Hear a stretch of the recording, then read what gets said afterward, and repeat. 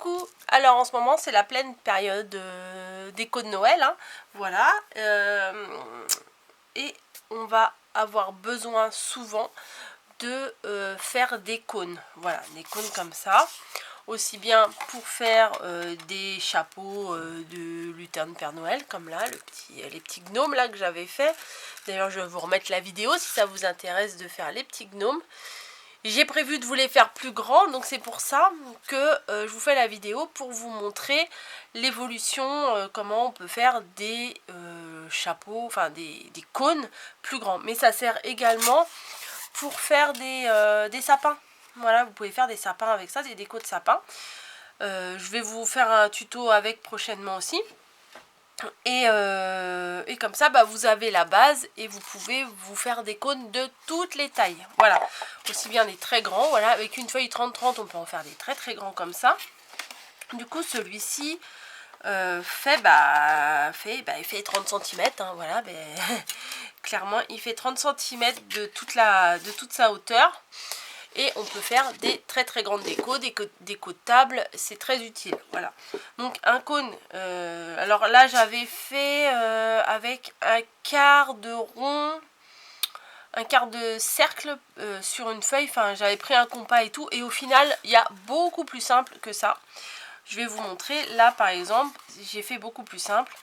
Je vais vous montrer, il n'y a pas de souci. Donc là, je prends une feuille en 15 sur 15. Voilà, c'est une feuille 30-30 que j'ai coupée, hein, bien sûr. Je cherche ma paire de ciseaux. Je l'avais il y a 2 minutes, je m'en suis servi. J'en avais une petite et une grande. Ben, mais ça c'est fort. Quelle organisation, je vous le fais pas dire. Bah alors, moi si j'ai pas, ça va être compliqué. Ah bah ils sont là, ils étaient juste à côté de moi, bref. J'ai mis à chauffer mon pistolet à colle, hein, mais vous pouvez très bien utiliser pas de pistolet à colle. Hein.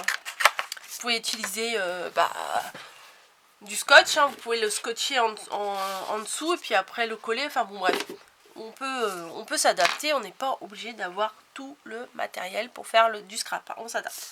Donc avec ma feuille 15-15, qu'est-ce que je vais faire? Je vais décider d'un duo. Bon, là, vu qu'il y a un sens, vous voyez les cœurs.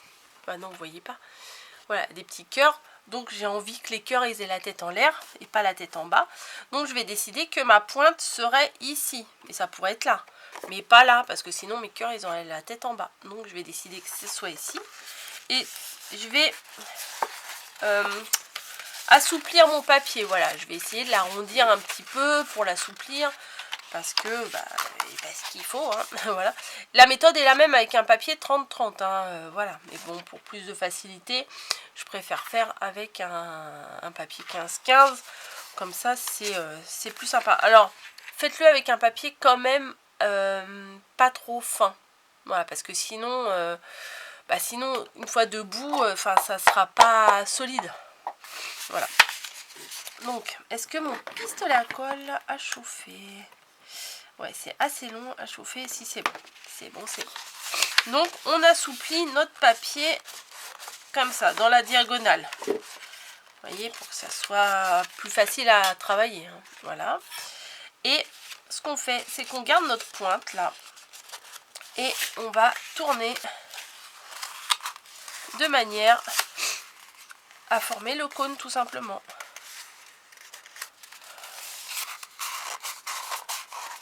Voilà. Mais des fois la pointe elle veut pas. Mais c'est important parce que si votre pointe elle est moche, ça va pas le faire. Après, une fois que vous avez à peu près formé, que là c'est pas tout à fait formé, c'est pas très grave. Vous le maintenez, voilà, et vous passez le papier par-dessus. Voilà. Éventuellement, ce que vous pouvez faire ici à ce stade-là. Si vous savez que vous allez recouvrir votre cône, si c'est pour vraiment le recouvrir, hein, pas là pour les petits gnomes, ça va pas le faire parce que vous recouvrez pas le chapeau.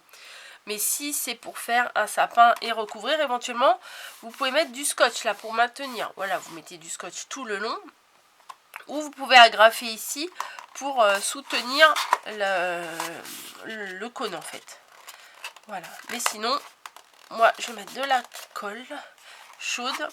Donc on l'a formé. On va mettre de la colle chaude tout le long de notre rabat extérieur. Et ça coule pas. Ça y est. Hop. Donc je mets de la colle tout le long. Alors si vous faites un grand, commencez par mettre un peu de colle au niveau de la pointe. Et allez-y en progression. Voilà, commencez par mettre de la colle ici. Et après, allez-y progressivement pour coller tout le reste. Hein. Voilà. Et vous voyez, la pointe, elle est formée là. Voilà. Mais le bout, là, c'est pas un cône. Donc, bah, tout bêtement, vous prenez votre paire de ciseaux. Mais là, c'est vraiment un ciseau trop petit. Là. Ah, bah voilà, ils sont là. Il suffisait de chercher un petit peu. Et vous allez découper tout le tour en essayant d'être droit. Mais ça... je vous avoue que moi j'arrive pas forcément toujours hein. Donc après il faut adapter, vous le posez, hop, s'il vous convient c'est nickel, si vous convient pas vous recoupez, hop. Vous voyez, après on enlève un bout comme ça, ou vous le récupérez ou vous le jetez. Moi je vais le jeter. Et là par exemple vous voyez celui-là il est plus bas que de ce côté là, donc bon après on adapte hein. Hop, voilà.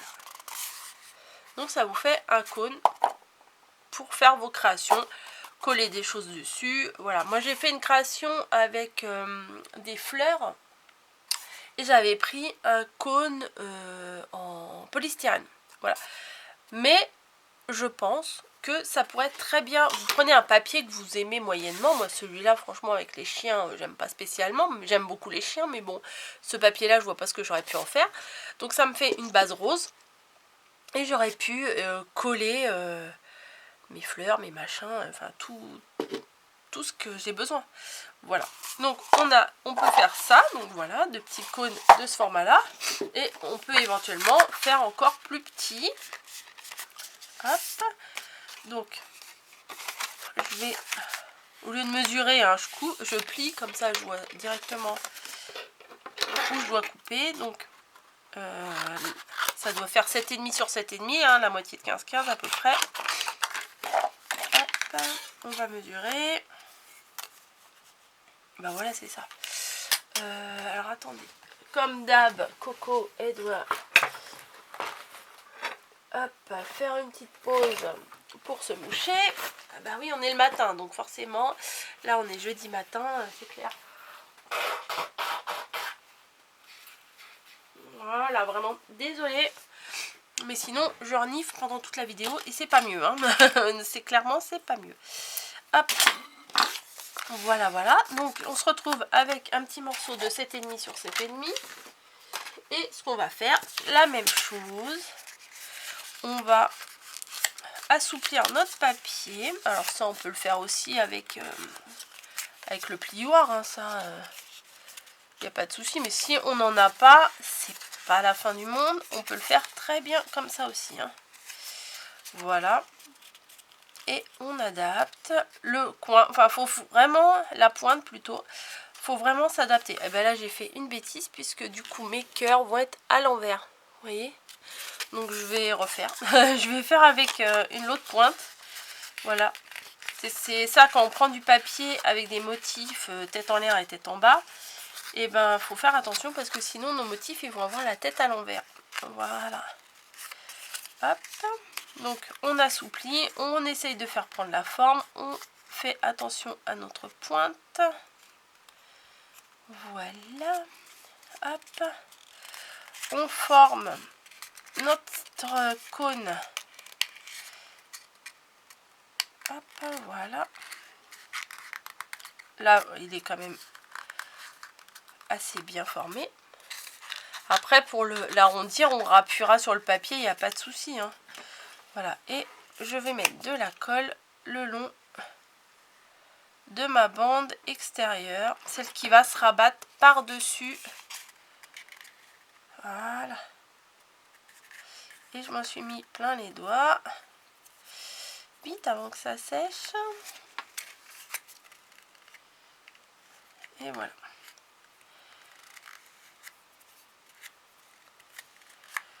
Donc on se retrouve avec un espèce de cornet à frites, hein, comme ça. Ça me fait penser un petit peu à ça. Voilà. Et en admettant que vous dites, mais il est vraiment grand ce sapin. Enfin ce cône. Oui, parce que j'ai l'idée de vous faire un sapin bientôt. Et ben vous pouvez très bien couper beaucoup plus loin. Vous voyez, hop.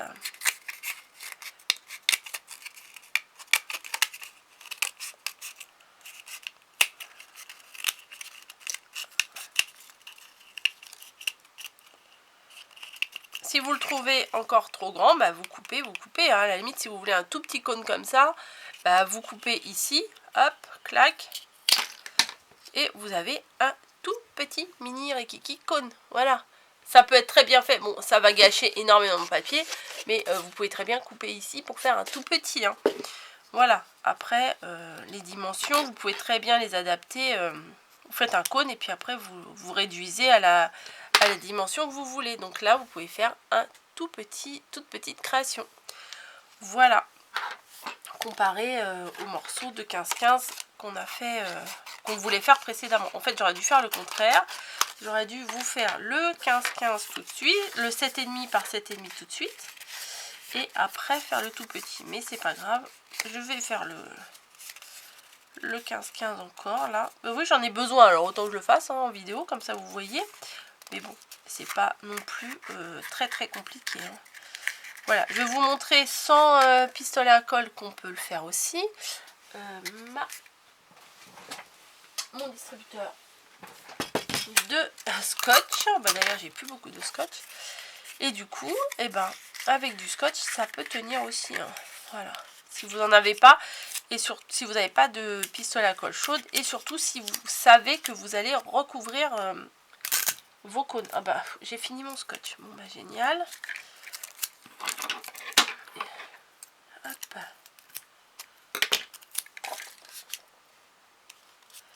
On va mettre un deuxième pour consolider.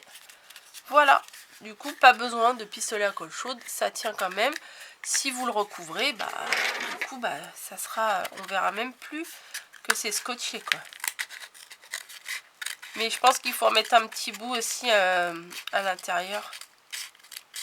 Parce qu'avec le papier, avec la force, là, faut mieux le tenir ici aussi. Bah, alors, attendez, je vais mettre un petit bout de masking tape. Là, j'en ai un. Tac, tac, tac. Faut juste trouver l'entrée. Et une petite agrafe au bord, là, je pense que ça serait pas du luxe. Voilà. Sur la jointure à l'intérieur. Et éventuellement à l'extérieur aussi. Voilà, comme ça. Ça maintient davantage. Bon, c'est pas que ce soit très résistant, le masking tape, hein, je vous l'accorde. Hop. Voilà, ou on taille en pointe ou on rabat. Je pense que je vais rabattre plutôt. Voilà, comme ça ma pointe, elle est bien formée. Et j'ai plus qu'à décorer mon petit sapin. Voilà. Il est de travers. Il est de travers, donc je le retaille. Hop. Vous voyez, vous le placez sur quelque chose de droit. Et s'il faut le retailler, bah vous le retaillez, voilà, pour que la base elle soit bien plate et que votre sapin il soit droit. Voilà, j'ai plus grand chose à vous apprendre sur les cônes. Oui, je dis sapin, mais c'est cône en fait, hein. Voilà, parce que ça sert pas uniquement pour faire des sapins. Donc voilà, je vous ai fait ma petite démo. On me l'avait demandé, on m'a dit c'est pas évident de faire des cônes, est-ce que tu auras une méthode? Ben voilà, c'est rien de compliqué, on fait un carré, on tourne, on colle. Voilà, c'est pas très compliqué, mais quand on sait pas, c'est vrai que des fois on est perdu. Voilà, moi je sais qu'il y a des trucs, des fois, ça me paraît très compliqué. C'est comme au début que j'avais commencé le scrap. Moi j'étais fascinée par les rosaces, mais je ne savais pas faire. et j'avais l'impression que c'était très très dur et que je ne saurais jamais faire une rosace. Et au final, c'est pas si compliqué que ça et ça fait son petit effet. Bref, c'est pas le sujet des rosaces là. Je enlève mes trucs de colle comme d'hab. Vous avez vu, j'avais arraché mon... Oui, je crois que vous l'avez déjà vu. J'ai arraché mon plan de travail là avec la colle. Super. Bref, je vous laisse. Bonne création à tous. Et j'espère que il va y avoir des petits sapins, des petits gnomes, etc. Partout, partout. Allez, bisous à tous. Je vous laisse. Bonne création.